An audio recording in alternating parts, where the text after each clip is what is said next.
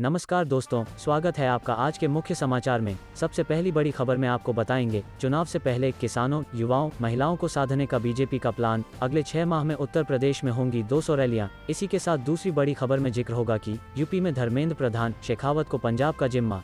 BJP ने 5 राज्यों में चुनाव प्रभारियों का किया ऐलान। तीसरी बड़ी खबर में आपको बताएंगे कि राज्य के उद्योगों में 51,000 युवाओं को मिलेगा जॉब, 40,000 को ट्रेनिंग। योगी सरकार ने बनाया प्लान। दोस्तों, हर एक खबर की गहराई में आपको ले जाएंगे, लेकिन उससे पहले अगर आपको भी देश की सेना और प्रधानमंत्री मोदी पर पूरा भरोसा है तो आप अभी इस वीडियो को लाइक कीजिए और इस लाल बटन को दबाकर चैनल को सब्सक्राइब करके घंटी बजाइए और कमेंट में लिखे जय हिंद। चलते हैं पहले खबर की तरफ। चुनाव से पहले किसानों, युवाओं, महिलाओं को साधने का बीजेपी का प्लान। अगले 6 माह में होंगी 200 रैलियां। जी हां दोस्तों, उत्तर प्रदेश में अगले साल होने वाले विधानसभा चुनाव को लेकर भाजपा ने अपने चुनावी अभियान को और तेज कर दिया है।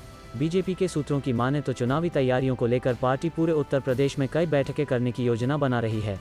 ऐसे में बीजेपी की योजना कल से अगले साल जनवरी तक कई बैठकें करने की है। भाजपा अगले 6 महीनों में युवाओं, महिलाओं और किसानों को आकर्षित करने के लिए 200 से अधिक रैलियां करने की योजना बना रही है। इसके लिए भाजपा ने अपनी रणनीति पर काम शुरू कर दिया है। भाजपा के नेताओं की मौन तो इसमें पीएम मोदी, बीजेपी के राष्ट्रीय अध्यक्ष जेपी समेत तमाम बड़े नेताओं की रैलियां भी शामिल होंगी। भाजपा की योजनाओं से लाभान्वित किसानों और ग्रामीणों को एक साथ लाने के लिए इन बैठकों को आयोजित करने की योजना है। पहले चरण में भाजपा स्वतंत्रता सेनानियों पर कार्यक्रम आयोजित करने और स्वतंत्रता दिवस से पहले उनकी मूर्तियों की सफाई करने की योजना बना रही है। इसी तरह से यूपी में कई सारे कार्यक्रमों के आयोजन किए जाएंगे।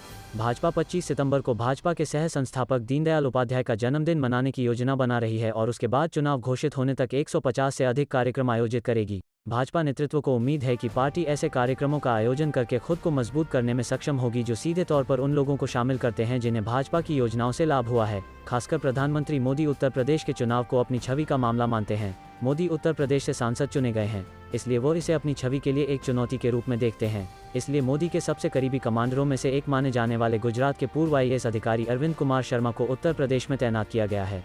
अरविंद कुमार शर्मा ने मोदी के लिए अपने IAS पद से इस्तीफा दे दिया है और उन्हें उनका उपाध्यक्ष नियुक्त किया गया था।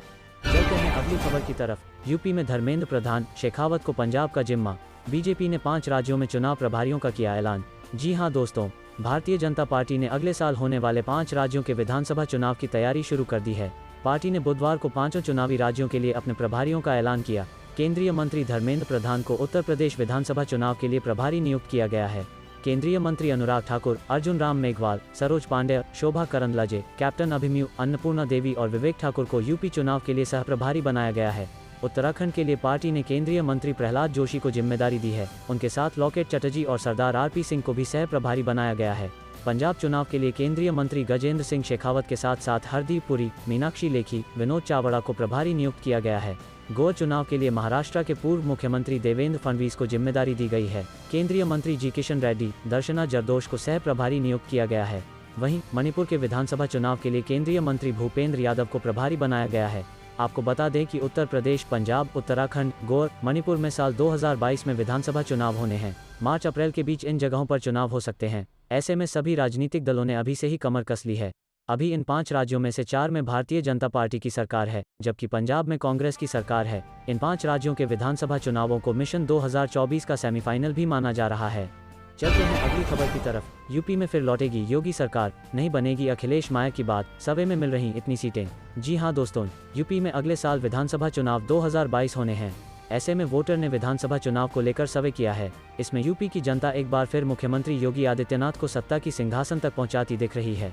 सर्वे में बीजेपी को सबसे अधिक 259-267 सीटें मिलने की संभावना जताई गई है। वहीं अखिलेश यादव की अगुवाई वाली समाजवादी पार्टी को 100 सीटों के आसपास रहने की बात कही गई है।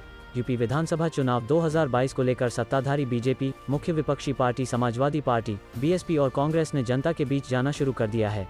वहीं इन दलों के अलावा छोटे दल भी रैलियों और सम्मेलनों के जरिए जनता को लुभा रहे हैं।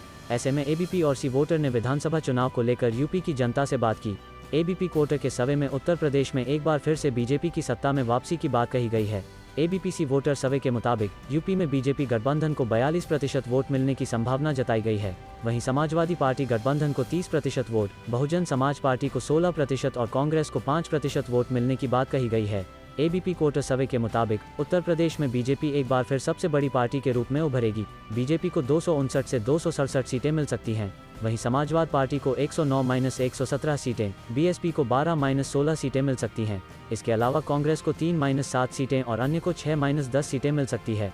एबीपी न्यूज़ सी वोटर सर्वे के दौरान जब एक सवाल किया गया कि सीएम योगी के कामकाज से कितना संतुष्ट हैं, तो 44% ने कहा कि वो बहुत संतुष्ट हैं, 18% कम संतुष्ट है, 37% असंतुष्ट हैं और 1% ने कहा कि वो कह नहीं सकते हैं। चलते हैं अगली खबर की तरफ। राज्य के उद्योगों में 51,000 युवाओं को मिलेगा जॉब, 40,000 को ट्रेनिंग, योगी सरकार ने बनाया प्लान। जी हां दोस्तों, योगी सरकार आगामी 6 महीने में औद्योगिक प्रशिक्षण संस्थानों में प्रशिक्षित 51,000 प्रशिक्षार्थियों को प्रतिष्ठित उद्योगों में रोजगार दिलवाएगी। साथ ही 40,000 अभ्यर्थियों को उद्योगों व एमएसएमई में शिक्षुता प्रशिक्षण प्रदान करने का लक्ष्य रखा गया है। इसके तहत चयनित युवाओं को 7,000 रुपये का मानदेय हर महीने मिलेगा। प्रदेश के व्यावसायिक शिक्षा व कौशल विकास मंत्री कपिल देव अग्रवाल ने मंगलवार को लोकभवन में हुई प्रेस वार्ता में यह बात कही। उन्होंने कहा कि मुख्यमंत्री योगी आदित्यनाथ जल्द प्रदेश के निर्माणाधीन 16 राजकीय औद्योगिक प्रशिक्षण संस्थानों का लोकार्पण करेंगे।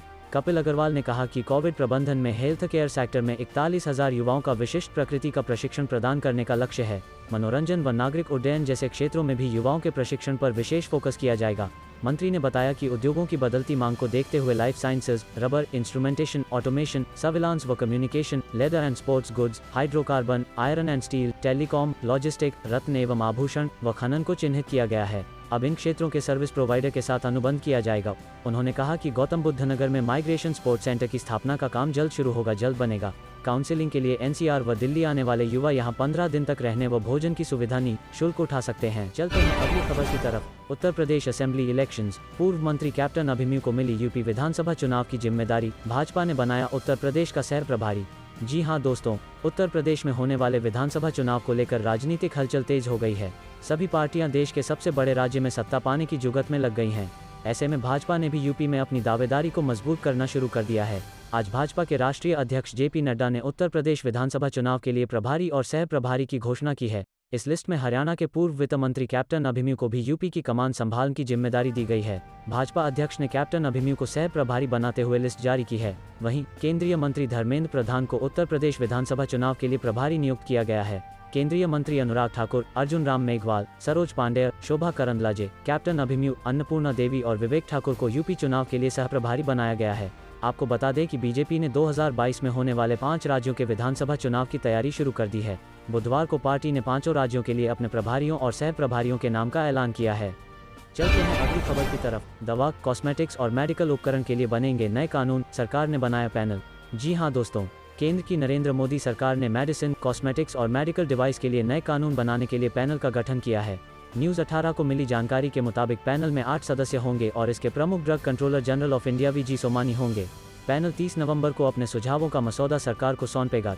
देश की शीर्ष नियामक संस्था केंद्रीय औषधि मानक नियंत्रण संगठन के मुताबिक ड्रग्स एंड कॉस्मेटिक एक्ट 1940 के तहत दवाओं और कॉस्मेटिक्स के आयात, निर्माण, वितरण और बिक्री को रेगुलेट किया जाता है। हाल ही में इस एक्ट को संशोधित करते हुए मेडिकल डिवाइसेस को भी जोड़ा गया है। मिली जानकारी के मुताबिक केंद्र सरकार ने न्यू ड्रग्स, कॉस्मेटिक्स और मेडिकल डिवाइसेस बिल के लिए कमेटी के गठन का फैसला किया है। कमेटी की सिफारिशों के आधार पर नया न्यू ड्रग्स, कॉस्मेटिक्स और मेडिकल डिवाइसेस एक्ट बनाया जाएगा। सरकार द्वारा गठित पैनल में स्वास्थ्य एवं परिवार कल्याण मंत्रालय के director Rajeev Wadhawan, joint drug controller doctor Eshwara Reddy, joint drug controller A K. Pradhan, IAS अधिकारी एनएल मीना के साथ हरियाणा, गुजरात और महाराष्ट्र के ड्रग कंट्रोलर भी होंगे। बता दें कि साल 2020 में स्वास्थ्य मंत्रालय ने मेडिकल डिवाइस को ड्रग कैटेगरी के तहत खरीदा था, ताकि इन डिवाइसेस को रेगुलेट किया जा सके। फार्मास्यूटिकल्स इंडस्ट्री के एक्सपर्ट्स के मुताबिक नया कानून वक्त की जरूरत है। शीर्ष दवा कंपनी के लॉबी ग्रुप का प्रतिनिधित्व करने वाले एक अधिकारी ने कहा, पुराना कानून 1940 में बना था और उसके बाद से इसमें कई सारे संशोधन हो चुके हैं। यह अब बहुत उलझाऊ और अस्पष्ट हो गया है।